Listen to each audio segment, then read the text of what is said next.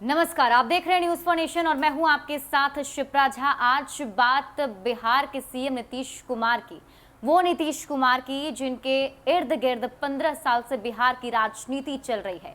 वो नीतीश कुमार जिन्होंने लालू प्रसाद यादव से सत्ता की बागडोर छीन ली थी। वो नीतीश कुमार जिन्होंने कभी भी हारना नहीं सीखा है, लेकिन एक वक्त उनके जीवन में ऐसा आया था जब वो पहली ही परीक्षा में फेल हो गए थे। कौन सा था वो वक्त, क्या थी वो पूरी कहानी, देखिए इस रिपोर्ट में। नीतीश कुमार अपनी पहली परीक्षा में फेल हो गए थे। वो मध्य बिहार में अपनी जन्मभूमि नालंदा जिले में जनता पार्टी प्रत्याशी के रूप में हरनौत विधानसभा सीट से चुनाव हार गए। लालू यादव समेत उनके अधिकतर साथी चुनाव जीते और आगे बढ़ गए। सन 1977 का चुनाव एक लहर पर सवार था। कांग्रेस को राष्ट्रीय सिंहासन से उतार दिया गया था। एक गैर कांग्रेस टिकट हासिल करना आधी लड़ाई जीतने के बराबर था। लेकिन नीतीश जीत का जश्न मनाने वालों के बीच एक दुखी आत्मा थे। उनका मन खट्टा हो गया होगा। उसके पास ना तो विधानसभा में कोई सीट थी, ना पार्टी में कोई पद।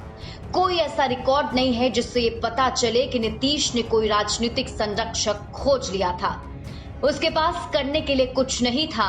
वह सत्ता की परिधि के आसपास घूमता रहता था।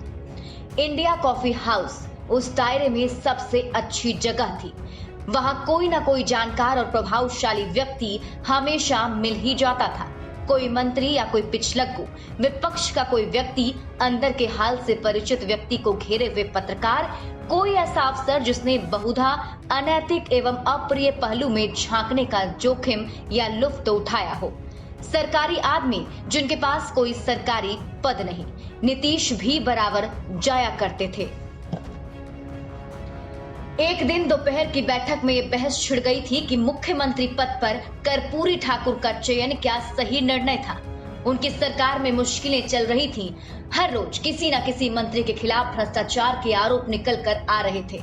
ठाकुर जो एक नाटा किंतु सच्चा ईमानदार समाजवादी था और निहायत ही सरल एवं विनम्रशील था, इन सब पचड़ों से ऊपर रहा। लेकिन उस पर निरंतर यह प्रहार किया जा रहा था कि वह घोर जातिवादी है और पिछड़े समुदायों तथा अनुसूचित जातियों में कुछ विशेष वर्गों को आगे बढ़ा रहा है, क्योंकि वो खुद उन्हीं वर्गों में से किसी एक से संबंध रखता है।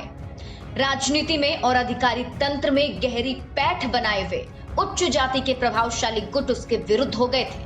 कर्पूरी ठाकुर के सन्निग्ध पतन के बारे में चर्चा का बाजार गर्म था। नीतीश उस दोपहरी में कॉफी हाउस के अंदर एक मेज पर सुरेंद्र किशोर के साथ बैठे थे और कर्पूरी के बारे में हो रही चबड़ सुन रहे थे।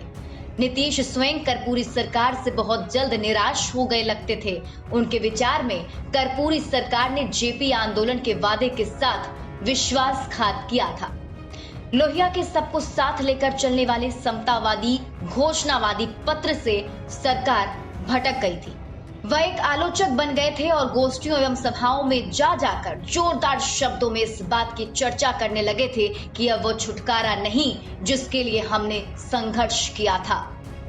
उसके बाद जो कुछ हुआ उसका विवरण किशोर ने मुझे इस तरह दिया, मानो वो घटना अभी अभी उनकी आंखों के सामने घटी हो। मुझे ठीक से याद नहीं किस बात ने उसे इस कदर उकसाया, लेकिन इसका कुछ नाता दूसरी मेज पर हो रही बकवास से अवश्य था।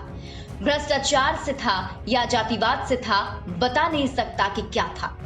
मैंने नीतीश को अचानक उत्तेजित होते हुए देखा। गुस्सा उनके चेहरे तक आ गया था। उन्होंने मेज पर मुक्का मारा और किसी व्यक्ति विशेष को संबोधित ना करते हुए ऐलान किया, सत्ता प्राप्त करूंगा।